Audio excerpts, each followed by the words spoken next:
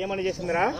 ఏమనంటే, ఏ మహాత్మా, ఈ దురమకొండ పట్ల ఏలుబడి చేస్తున్నాడు నా భర్త ఎవరు? పెద్దిరాజు.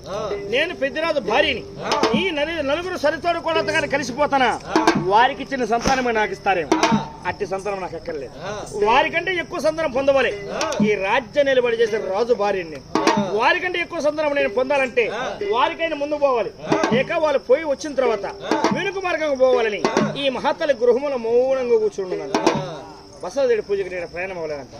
ఈ నలుగురు తోడుకోళ్ళు మాత్రము బసవదేవుడి పూజకి నేను ప్రయాణమేనంట. ధవల వస్త్రం నేను ధరించుకొని అట్టి బసవదేవుడికి కలిపిండి, నానవాలు, పండ్లు, పలహారాలు నైద్యముగా తీసుకున్నానంట. అదీనగాక అట్టి బసవదేవుడికి ఏమిరా బంగారపు ఆభరణాలు చేయించారంట. కాళ్ళ కండెలు, కండ్లని కండమాల, కొమ్ములు గొలుసులు, నడుముకు వడ్డానము, అతి శృంగారంగా సింగారించడానికి బంగారపు ఆభరణాలు చేయించారంట. ఈ బంగారపు ఆభరణాలు, ఈ సెలవిండి నైద్యములు అన్ని కూడా తీసుకుని రంగరంగ వైభవంగా నలుగురు తోడుకోలు కదిలి వస్తున్నారంట. వస్తూ వస్తూ అదిగో మహాతల్లి పెద్దమాదేవి గృహానికి వచ్చారంట. ఆ పెద్దమాదేవి నేను గృహానికి వచ్చి ఆ పెద్దమాదేవిని పిలుస్తున్నట్ట.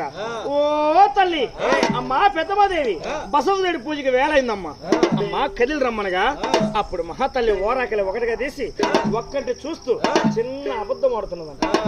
ఏమనంటుందిరా? అమ్మా అక్కలారా, ఓ చెల్లెళ్ళారా, ఓ అష్టబంధువులారా, ఈనాడు నేను బసవదేవుడి పూజకి నేను రుహురాల్ని కాదమ్మా.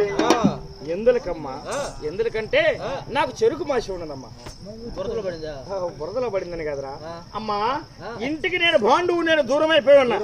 ఈ రక్త వస్త్రములతో నేను మాత్రం బసవదేవుడి పూజకి రుహురాల్ని కాదు. మీరా ముందుగా పోయిరండి. ఈ రక్త వస్త్రములను విడనాడి ధవల వస్త్రం నేను ధరించుకొని వచ్చాడు సురది సోమవారం నాడు నేను కదిలి వస్తానమ్మా. ఈ రక్త వస్త్రం విడనాడి ఆ తదుపరి నేను కదిలి వస్తా. ముందు మీరు పోయిరమ్మని చిన్న అబద్ధం ఆడిందంట మహా. ఆడిన అబద్ధాన్ని చూశారు కర్ల కంటేశ్వరుడు. ఎవరు? మందలో ఉన్న మత్సల బసవదేవుడు. ఆ ఈశ్వరుడే పడి మారి వల్లవలో అంటే వెలిసినటువంటి ఆ మత్సల బసవదేవుడు ఉన్నాడే. ఆ బసవదేవుడు చూస్తున్నాడంట. అరే ఈ పాపాత్మరాలు, ఈ మహాతల్లి నా చెంతగా నేను కదిలడానికి ఎంత అబద్ధం ఆడుతున్నదిరా. అట్టి అబద్ధము చేత ఇట్టి మహాతల్లికి అలర గుమ్మడికి ఎంత పాపం మూట కట్టుకున్నదిరా. అట్టి పాపము చేత ఈ దునమగొండ పట్టణం ఎన్నాళ్ళు ఉన్నా గాని ఆ పెద్దమాదేవికి నేను సంతానం ఇవ్వకూడదు. కానుపుల నిమిత్తం కళ్యాణ దేవికి బిడ్డ కదిలించవాలి. ఎట్లా?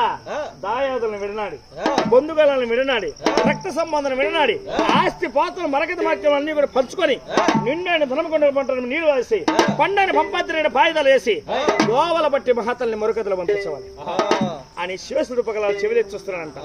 ఈ మహాతల సంగతి ఇట్లున్నది. ఈ నలుగురు తోడుకోలు మాత్రము ఆ మహాతల చేసినంట. మా పెద్దమాదేవి ఆ ధవల వస్త్రం నేను ధరించుకొని మరుసటి వారం